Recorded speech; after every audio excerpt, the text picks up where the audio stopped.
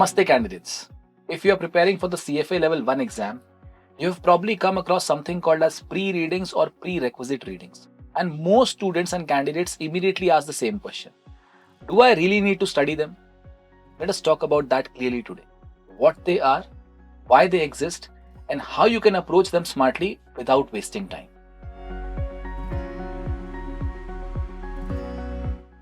So what are these pre-readings? Now, the CFA Institute streamlined the Level 1 curriculum a couple of years back. To make it cleaner and more focused, they've actually separated some of the very basic introductory lessons into sections called as prerequisite readings. You can say they are kind of warm-up lessons before the main syllabus begins.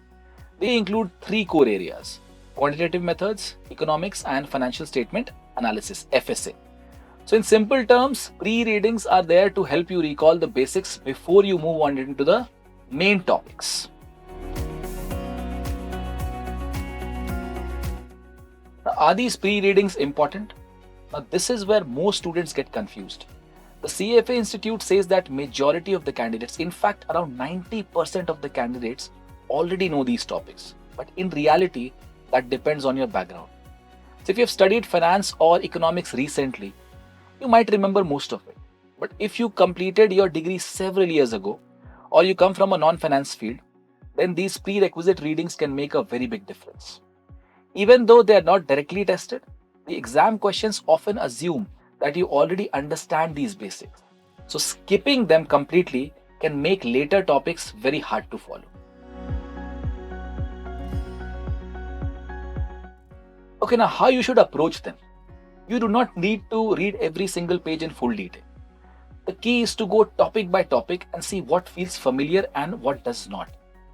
So here's a simple way how you can handle it. You start by going through the chapter titles and subtopics to understand what is covered. Then you identify areas where you feel less confident. Then you spend your effort only on those weak areas. So if you have time, you can take about 2 weeks per section, one for quant, one for economics, and one for FSA. But if your exam is close, a few short review sessions on the unclear topics are enough. Okay, now what you can focus on. Let me highlight some specific areas you should definitely refresh.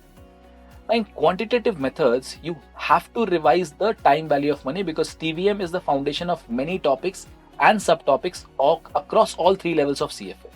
Then you revise descriptive statistics, probability, and measures of central tendency, because these are the backbone for topics like correlation, regression, and even other concepts of time value of money later on.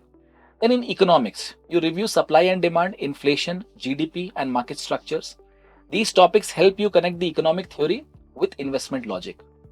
Then in financial statement analysis, FSA, you make sure you understand how income statements, balance sheet, and cash flows they link together. Once you get this flow, ratio analysis and valuation chapters become much easier.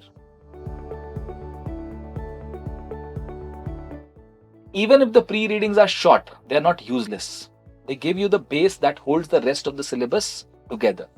So if you skip them completely, you might later struggle with small things. A statistical term here, an accounting link there, and those small things add up. So review them smartly.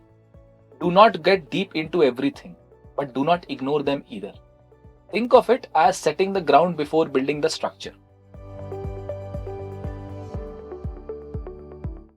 Now, this is something what we have done at Midafin. We believe that you should not study everything twice, as I said earlier. If a topic appears in the prerequisite readings and then again in the main curriculum later on, it is better to study it properly only once, when you reach the detailed chapter, maybe, or in the beginning. This is exactly how we design our study material and videos at Midafin. We make sure your time goes into meaningful learning rather than repeating the same thing again and again. Say for example, if a basic ratio or any formula is mentioned in the pre-readings and then it is covered in detail in FSA, let's say, we'll directly teach it during that detailed session of FSA. But there will be some concepts, say in quantitative methods, which are covered both in pre-readings as well as in the core part. In those cases, we may teach them fully in the prerequisite section itself if we believe it helps to understand the later topics in a better way. So in this way, you understand it completely once in the proper context, and you can say you avoid unnecessary repetition and you make your study as efficient as possible. So to summarize, understand what the pre-readings are trying to teach. Revise only what you are not confident about. Study the overlapping topics once during the detailed part of the curriculum or in the prerequisite section if required. Keep your preparation focused, structured, and as efficient as possible, because this balanced method will help you move through the CFA Level 1 syllabus faster and with more clarity. And at Midafin, we follow exactly the same principle. We teach what matters, we skip what repeats, and we make every study hour count. So candidates, remember, pre-readings are not an extra burden. They are kind of a support system. You handle them strategically and you will feel much more confident when you enter the main CFA Level 1 curriculum. Keep learning smart, keep learning study. Namaste. All the best.